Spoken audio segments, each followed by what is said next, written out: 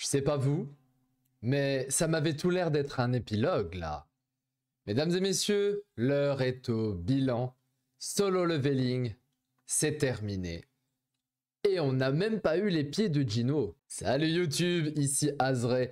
C'est avec un immense plaisir, mais aussi énormément de tristesse que l'on se retrouve pour la review de l'épisode 13 de cette saison 2 de Solo Leveling Arise from the Shadow. Ça y est, c'est le dernier épisode. Et c'est surtout ça qui me rend triste. Soyons directs, soyons francs. On n'aura plus notre petit rendez-vous hebdomadaire sur Solo Leveling, notre petit bonbon savoureux de la semaine. Bien plus qu'un plaisir coupable d'ailleurs, tellement la saison a été bonne. L'épisode 25, On to the next target. Traduction, vers la prochaine cible. Bah écoutez, je vous avais dit, je viens de vous le dire, c'est un épilogue. Mais c'est surtout parce que l'épisode clôture la sublime saison 2 de Solo Leveling. Et en réalité, ça clôture aussi toute la série, c'est-à-dire saison 1 plus saison 2. Rappelez-vous, l'année dernière, pour celles et ceux qui me suivaient déjà l'an dernier, ou pour celles et ceux qui ont regardé mes reviews de l'an dernier, j'espère que vous avez vu un gap d'ailleurs entre les deux, je vous avais dit que Aniplex et Crunchyroll avaient commandé donc Solo Leveling, l'animé, c'était un package de 25 épisodes. Donc une première saison, 12 épisodes, et une deuxième saison, 13 épisodes. Ça y est, les 25 sont passés. Ça explique d'ailleurs pourquoi, à la fin de cet épisode 13, vous n'avez pas eu l'ending, vous n'avez pas eu les pieds de Gino. Vous avez eu le sublimissime opening numéro 1 de Solo Leveling, Level, je crois, Level, et qui est génial. Moi, cet opening-là, c'est comme si je regardais Dragon Ball et que je me tapais l'opening Shala et Chala. Voilà, c'est à ce niveau-là pour moi, c'est incroyable. C'était tellement émouvant à mes yeux, parce que l'opening me touche, mais c'est surtout parce que pour moi, cette saison 1 et ce premier opening représente l'idée même de progression de Sun Gino à travers les épisodes depuis le double donjon. Et on pourrait même dire, allez, partons en envolée lyrique, allons un petit peu plus loin. On pourrait dire que dans les grandes lignes, la saison 1 représente l'état de chrysalide de Gino depuis le donjon. Le domble, voilà, vous le gardez celui-là. C'est-à-dire que c'était une chenille, c'était un ver de terre, en plus le dernier des rangs E, donc littéralement un ver de terre. Et quand il a gagné la capacité de s'améliorer avec le système, on a eu cette phase dans la saison 1 de chrysalide. Et la saison 2, une fois qu'il a obtenu son titre de monarque des ombres, eh bien c'est l'éclosion au grand jour du personnage, avec un nouvel opening qui est plus punchy, qui est plus bastonneux, j'ai envie de dire. Et puis on voit que ce personnage de Sun Gino se révèle petit à petit être le plus grand défenseur de la Corée du Sud. Et on comprend parfaitement ce truc-là, parce qu'à la fin de l'île de Jeju, vous aurez remarqué qu'il ne suffit plus que d'un coup d'épée de Gino avec la superbe épée de Baran. Je vous avais dit qu'il allait la sortir un jour. Ça y est, il l'a sortie. Elle est incroyable. Épée de fou furieux qui balance des éclairs à chaque fois qu'il envoie un coup. C'est complètement crack. C'est complètement cheaté.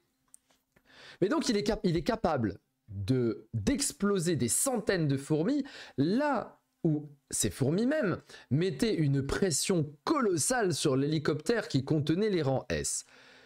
Par ailleurs, on a aussi eu l'occasion de voir une autre personne qui avait le niveau pour atomiser les fourmis d'un seul coup. Mais comme d'habitude, si tu regardes toutes mes reviews, tu sais très bien ce que je vais dire. On voit ça après. Donc je vous ai parlé d'épilogue.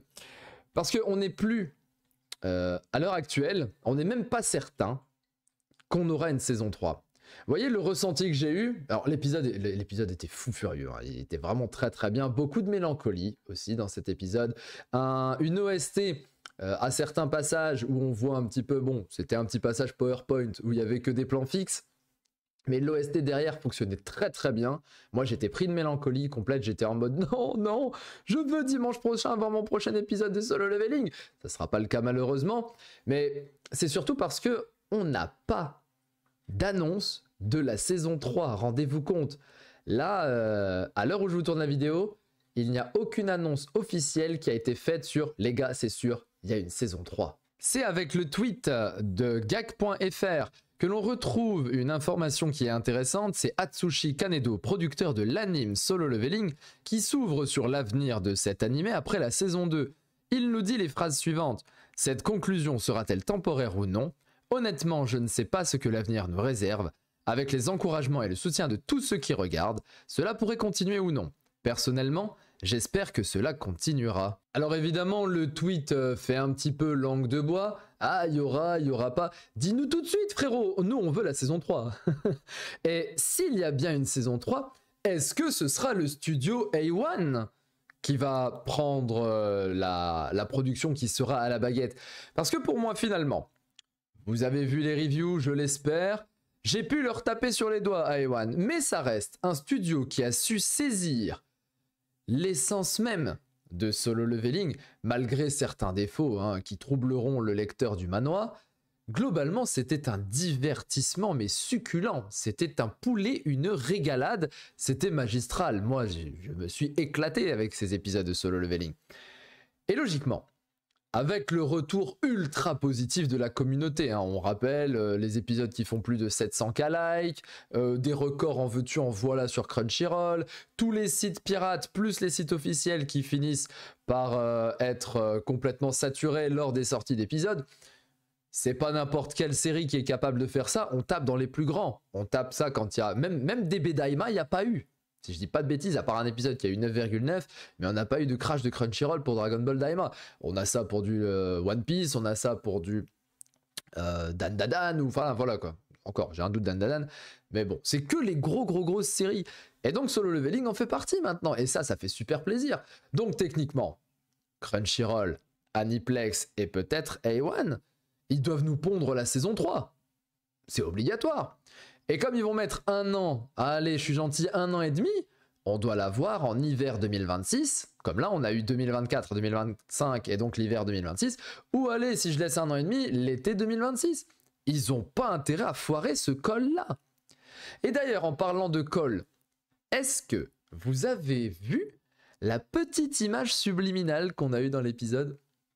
Allez, celle-là, elle est gratuite, elle est cadeau pour moi. On va voir si vous savez. Je suis sûr d'ailleurs, parce que c'est un énorme teaser. 99% d'entre vous, vous l'avez raté.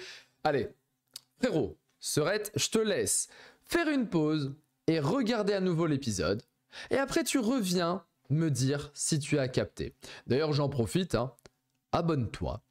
Abonne-toi sur YouTube, abonne-toi aussi sur Twitter, rejoins-moi sur Twitter, sur Twitch et sur Discord, sur tous mes réseaux qui sont actifs actuellement. Les liens sont dans la description de la vidéo, donc tu n'as aucune excuse. Fonce nous rejoindre. Par exemple, sur Twitch, tous les dimanches soirs dès 21h, on lit les chapitres de Solo Leveling.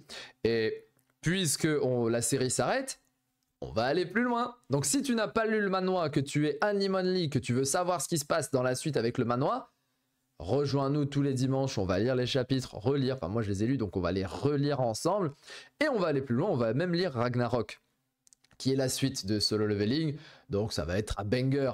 Et sur Discord, si vous êtes plutôt du style Discord les gars, on discute manhwa, on discute animé, on discute jeux vidéo, on discute du quotidien, on discute un peu tout, mais surtout du manhwa. Donc tu nous rejoins, on augmente la communauté manhwa française. Je sais qu'il en existe d'autres, mais j'aimerais fonder la mienne. Et puis la vôtre aussi, qu'on la fasse ensemble, ça pourrait être juste génial. Et puis Twitter, voilà quoi, tu viens, tu lâches un follow, tu mets des likes quand je fais un tweet, tu interagis avec moi, GG. Bien, je considère que tu as vu l'épisode dans le moindre détail. Alors, t'avais capté qu'à 7 minutes 58 très précisément, lorsque Jinwoo atteint le niveau 100, on voit une notification d'une clé qui glitch. Ça dure même pas une demi-seconde, j'ai dû faire pause pour être sûr de ce que j'avais vu. Mais les lecteurs du manhwa doivent être aux anges en voyant ça, parce que si tu lis bien, ça parle du temple de Carthénon. Et si vous ne savez pas ce qu'est le temple de Carthénon, eh bien je vais vous laisser mariner pendant 1 an et demi, ou alors vous allez lire le manhwa avec moi tous les dimanches 21h sur Twitch. Parce que ça arrive vite, ça arrive très très vite. Sachez juste une chose, allez, pour vous donner une petite idée, on a déjà eu l'info dans la série en fait. En ayant regardé dans la série, vous pouvez pouvais avoir un indice sur ce qu'est le temple de Carthénon. Et si tu te souviens bien, enfin si tu te souviens pas d'ailleurs, d'où sort cette clé que tu as vue en un quart de seconde là dans l'épisode d'aujourd'hui, eh bien c'est la clé que Gino récupère contre Baran.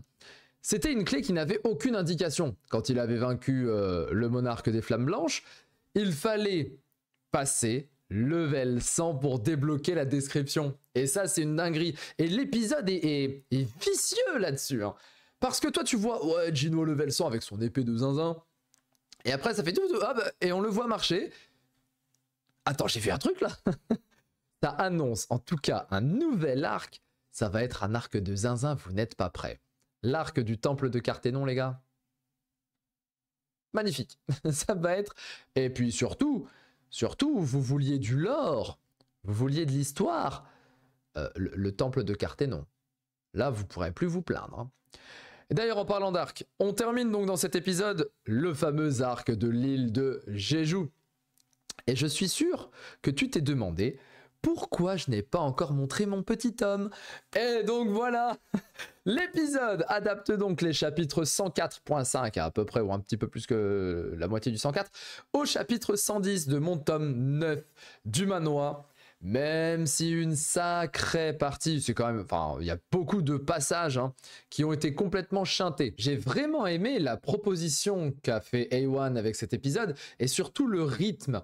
J'ai pas vu les minutes passer et ça m'arrive régulièrement dans les épisodes de Solo Leveling. Hein. Tu démarres, tu vois l'opening, t'es là en train de faire et après tu regardes, tu fais oh trop bien et après bam les pieds. Tu sais, je sais, nous savons. Ça dure tellement peu de temps parce qu'on kiffe. Ils sont très très forts à gérer le rythme et là pour le coup bah, c'était un rythme magistral. Hein. La conclusion de Jeju, la naissance de Beru et donc c'est pas Biru, c'est Beru. Hein, Bernard. Mais tu sais parce que tu as vu la review de la semaine dernière. Les discussions entre Beru et Jinwoo, le mémorial, le sauvetage de Cha, la discussion avec Go Gun-hee et l'envie de Jinwoo, de Jinwoo, pas de Jinho, de fonder sa propre guilde. C'était pas un super épisode final ça? C'était génial.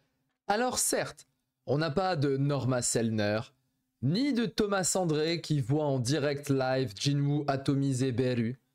Tout ça, c'est certainement gardé pour le premier épisode de la saison 3. On n'a pas non plus la planche ultra iconique de Beru dans le manoir, mais j'ai trouvé que sa naissance en tant qu'ombre était tout aussi satisfaisante. La fourmi qui sort de son cocon directement en forme parfaite.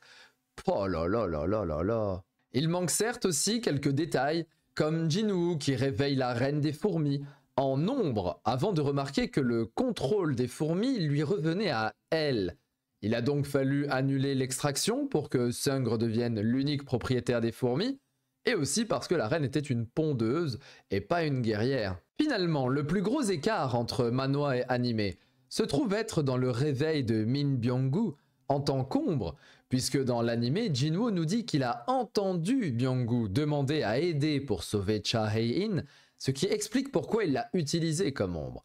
Or, dans le manoir, l'extraction échoue par 2 fois avant que Byung-gu accepte.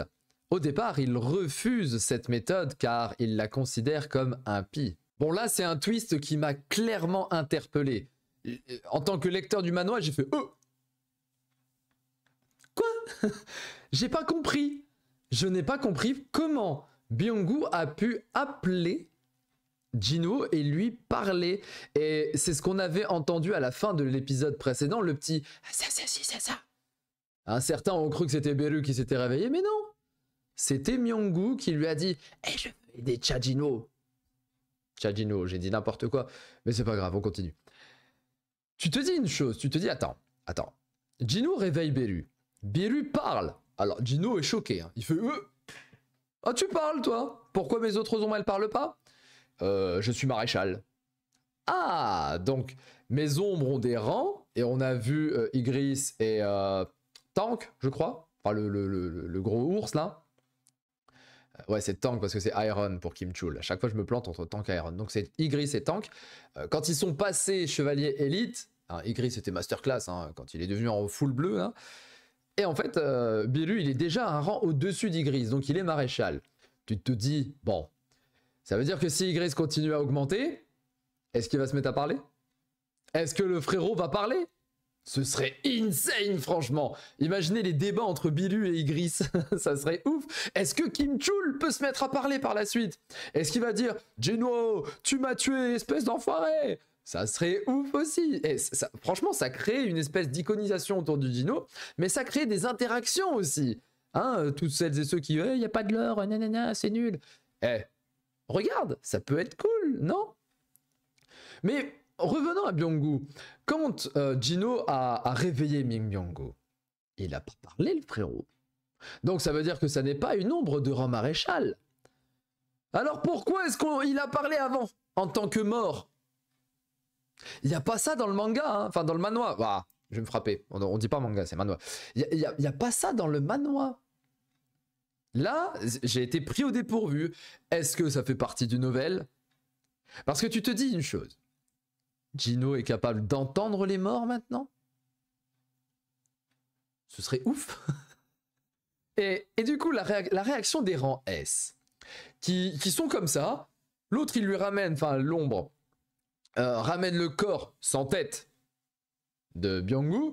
Jino il fait lève-toi, il se lève, et les mecs ils sont oh il nous fait quoi lui?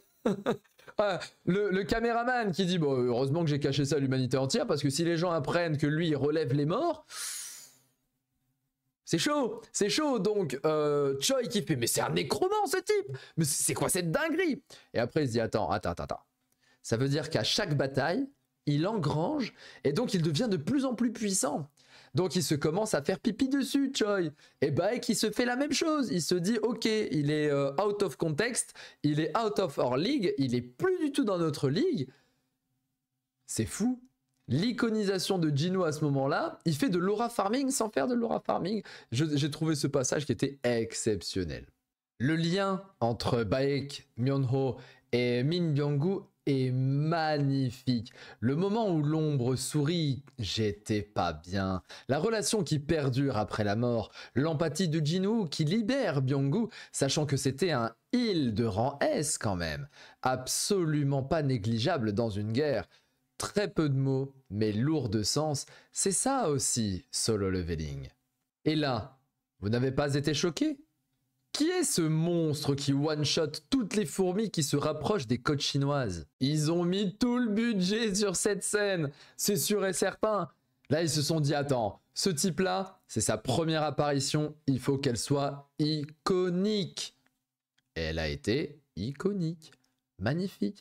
Félicitations, vous venez de faire la connaissance de Liu Zigeng, un chasseur chinois, et pas des moindres.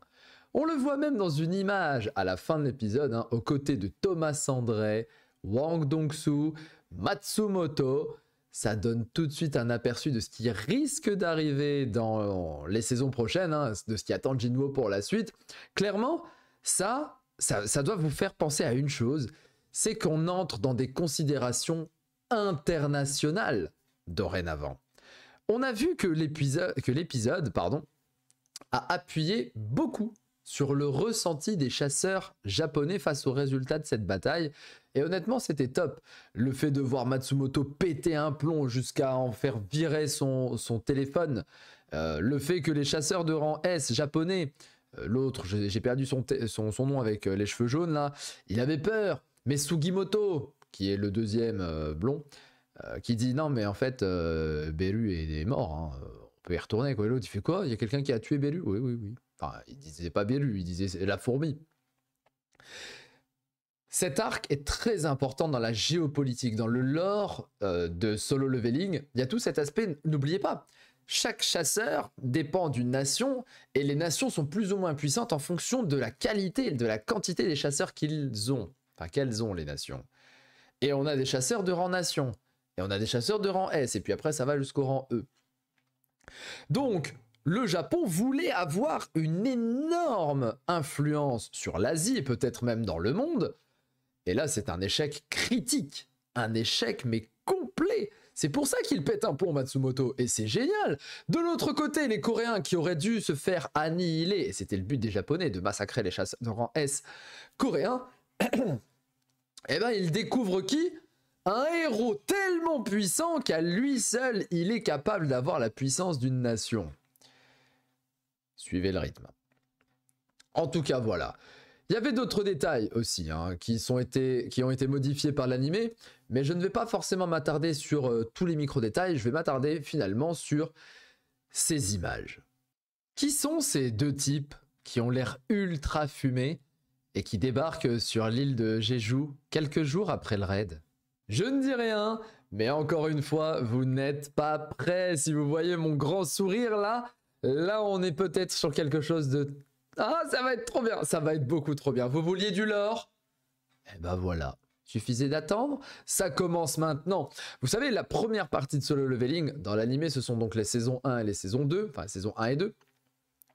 C'est la partie d'expérimentation. Jinwoo passe de rang E à rang S. Il a besoin d'acquérir cette puissance. On va passer à la phase 2, les amis, qui arrivera, je l'espère, en animé avec la saison 3. Et la phase 2, ça va mettre en place les véritables antagonistes, ça va mettre en place des réponses au lore, le système, les pouvoirs de Jinwoo, les chasseurs, les machins, les trucs, les bidules. Vous n'êtes pas prêts, ça va être génial. Alors je sais que certains n'aiment pas. Moi j'ai surkiffé ça. Par contre, j'ai toujours pas compris pourquoi le père de Jinwoo, donc Ilham, était présent à ce moment-là. Il n'est pas là dans le manoir. Hein. Donc le fait de l'avoir mis ici, c'est quand même... bizarre, je l'ai senti bizarre pour ce truc. Et puis vient la phase avec le monologue de Cha Hae-in. Ah, qu'est-ce que c'était beau! C'était beau! Comme ses yeux, tiens. Ah, franchement, s'il y a un personnage secondaire que A1 a respecté dans Solo Leveling, c'est bien Cha Hae-in. Bon, ils l'ont peut-être même un peu trop respecté à certains égards. Vous avez évidemment remarqué la beauté de chacun des plans où elle apparaît, quasiment. Hein. Je pense que A1 a misé très très gros sur elle. Ça a été la caution pour attirer beaucoup de monde. Je vois ça comme ça, caution marketing pour attirer du monde. Mais pour aller plus loin, il y a un truc super intéressant que j'ai trouvé dans ces passages-là, c'est qu'ils ont complètement modifié la relation entre Jinwoo et Cha par rapport au manhwa et aux nouvelles. Oui, parce que même si je ne l'ai pas lu, j'ai 2-3 petites connaissances du novel. Par exemple, dans le novel, c'est Sun Jinwoo qui porte Cha Hae-in pour l'amener à l'hélicoptère qui doit partir et qui doit quitter le raid de Jeju. Ou encore, dans le manoir, quand ils sont au mémorial, c'est-à-dire le moment où Jinwoo dépose des fleurs, notamment sur le cadre de Min Byung-gu, normalement, Cha balance un regard furtif, c'est ce qui se passe dans l'animé, mais Jinwoo lui balance aussi un regard furtif et même interrogateur en mode « Qu'est-ce qu'elle me veut, elle ?» Il se regarde. Là, l'animé, il a fait « Je trace ma route, j'ai pas le temps. Ok, elle, je l'ai sauvée, mais j'ai pas le temps pour ça. Je dois continuer Apex, je dois continuer à être le meilleur. » Voilà, le côté gigacha de Sigma Boy, là. C'est Sigma ou Alpha, je sais jamais. Bref. Je trouve que du coup, le Jinwoo est beaucoup plus distant par rapport aux autres formats. Et même Cha Hae-in semble avoir un aspect, une approche plus compétitive par rapport à Jinwoo. C'est la première fois qu'elle dit « Ok, lui a été capable d'évoluer, je veux être à ses côtés. » Bon, très clairement, ça peut être une déclaration d'amour. Hein, je veux être son épouse, je veux être à ses côtés. Mais ça peut être aussi tout simplement « Je veux être à ses côtés au sommet du rang des chasseurs. Donc je veux moi aussi évoluer, je veux moi aussi me perfectionner. » Et je trouve ça bien parce qu'ils n'ont pas fait de Cha Hae-in la Orihime d'Ichigo dans Bleach, c'est-à-dire la nana qui tombe amoureuse et qui fait Kurosaki-kun, Kurosaki-kun, H24, voilà. Elle passe pas son temps à faire Jinwoo, Jinwoo, non. Bon, elle lui court après, mais elle dit ok, je dois être la meilleure pour qu'il puisse au moins me regarder. Et pour finir, cette image grotesque qui synthétise tout le meilleur K1 a pu produire cette saison. On a tout! L'aura, les yeux bleus, la flamme qui sort de l'œil. C'est exactement la même chose que la planche du manoir, qui est l'une des plus iconiques hein, de Solo Leveling. Et vous allez me dire que vous ne pouviez pas faire ça pour Goto, Ewan. Ah, je vais gueuler. Oui, enfin pas vraiment, mais on peut pas avoir ça à chaque moment iconique de Jinwoo. Parce que c'est clairement le seul défaut que j'ai, hein, parce que ok, on restructure un peu les passages, on en supprime certains pour en mettre d'autres, on zappe ce qui n'est pas forcément très intéressant, je peux comprendre. Mais les moments iconiques, c'est clairement ce qui va faire le succès et la renommée de Solo Leveling. D'ailleurs, qu'est-ce qui fait que l'épisode précédent a cartonné? C'est les moments iconiques. Qu'est-ce qui fait que l'épisode d'avant a cartonné? C'est le fameux Kokan. Échange d'ombre à la fin avec le Gino ultra beau gosse. C'est ça qui fait que ça va réussir. Va falloir doubler le budget, les gars. Si jamais vous faites une saison 3, si vous lancez le projet, faut envoyer des sous, là. Parce que le nombre de moments iconiques qu'il va y avoir par la suite, il y a intérêt à balancer du budget. Hein. D'ailleurs, en parlant de balancer, on a Gino donc, qui retire sa cravate dans le donjon de Rambé, qui se transforme en donjon rouge. Donc à chaque fois, le pauvre, hein, c'est un gimmick qui revient régulièrement dans les aventures de Gino dans les donjons. Le type, il rentre, il fait « Bon, allez, je vais fermer le donjon, c'est un rang B. » Oh shit, c'est un rang S, c'est devenu un donjon de rouge. Bon, clairement, lui, il s'en fout, il peut one-shot le donjon, donc il est parti. Mais c'est surtout qu'il balance le titre de la fin, hein, avec la phrase « Vers la prochaine cible ». Sachez que dans le manoir, ça représente le chapitre 110. Et le chapitre 110 est également la fin de la saison 1. Parce que oui, les webtoons sont souvent saisonniers, c'est-à-dire que vous avez une certaine quantité de chapitres, puis après, il y a un hiatus, il y a une pause, tu dois parfois même attendre plusieurs semaines. Et il me semble, si mes souvenirs sont bons, parce que j'avais lu hebdomadairement Solo Leveling, on a dû attendre un petit bout de temps quand même avant d'avoir le chapitre 111 et le début de la saison 2 du webtoon. C'était génial. Et d'ailleurs, dites-vous bien que cette suite, qui sera en animé la saison 3 et peut-être saison 4, je pense qu'on va aller vers saison 3, 4, 5 pour l'animé. Peut-être 3, 4 ou 3, 4, 5 à peu près. Cette suite, elle va retourner Internet, les amis. Alors en bien, en mal, on verra, puisque Solo Leveling a de plus en plus de haters. Donc on risque d'avoir beaucoup de bullshit sur Solo Leveling. Mais d'un autre côté, on risque d'avoir beaucoup de fans aussi. Et cette suite peut vraiment casser Internet. Hein. Honnêtement, l'avenir nous le dira. Personnellement, j'ai kiffé le lore de cette partie 2 de Solo Leveling, hein, le lore qui va nous être proposé. Mais je sais que d'autres ont pu penser que le prime de Solo Leveling, c'était ça. C'était la première partie, l'XP, Jeju, Baran, Biru, donc Jeju, Igris et compagnie, Kargalgan, c'était ça le prime. Pour beaucoup, c'est ça. Mais pour beaucoup d'autres, le prime n'est pas encore arrivé. Le climax, on n'y est pas. Il est dans longtemps. Et voilà, la suite pour moi ne va pas être mid. Qui vivra verra, j'ai envie de dire. Et donc pour conclure, parce que encore une fois j'ai fait en plusieurs parties, je ne sais absolument pas combien ça va durer la review, mais à mon avis elle a dû durer un sacré paquet de temps, vous m'envoyez désolé, mais si vous êtes là, c'est que vous kiffez.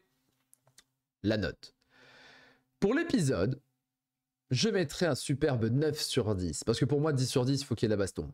Ou il faut que ça chiale, voilà. Il faut qu'il y ait des émotions extrêmement fortes, ou il faut qu'il y ait une baston à la Beru versus Gino. Donc on est sur du 9 sur 10, ce qui reste excellent 9 sur 10. Hein. Et ma note finale pour cette saison 2 de Solo Leveling, et je dis bien en tant que gros fan du manhwa quand même, hein, eh ben ce sera un 9,5 sur 10. Voilà, note finale, 19 sur 20, 9,5 sur 10, 95 sur 100. Un score métacritique pour les jeux vidéo, 95 sur 100. C'était un quasi perfect finalement. On regrettera juste le manque de budget sur certaines scènes. Et oui, j'ai encore en travers de la gorge la scène où Jinwoo bloque le coup de pied de Kumamoto lorsqu'il était en combat contre Cha, hein, le test entre les chasseurs de Corée et les chasseurs japonais, le petit match-up. Quand Gino débarque dans le manoir, la scène, elle est iconique, elle est magnifique. Et elle était éclatée au sol, cette scène dans l'animé. C'est ma plus grosse déception all-time de Solo Leveling. Mais est-ce que ça veut dire que l'animé vaut moins que 9,5 sur 10 à cause de une ou deux scènes manquées? Bah non, pas du tout. Je me suis régalé chaque week-end. Et j'espère me régaler les semaines qui viennent. Parce que même si on pleure là, Solo Leveling, c'est terminé avant un petit bout de temps. Sachez qu'on va rigoler et on va sourire. Parce que The Beginning After the End débarque dès mercredi 2 avril sur Crunchyroll. Et donc bien évidemment, vous aurez mes reviews tous les jeudis à 17 h, sauf s'il y a un empêchement personnel. Sur ce, abonne-toi, like, commente, et à bientôt sur mes réseaux, c'était Azré. Ciao, ciao.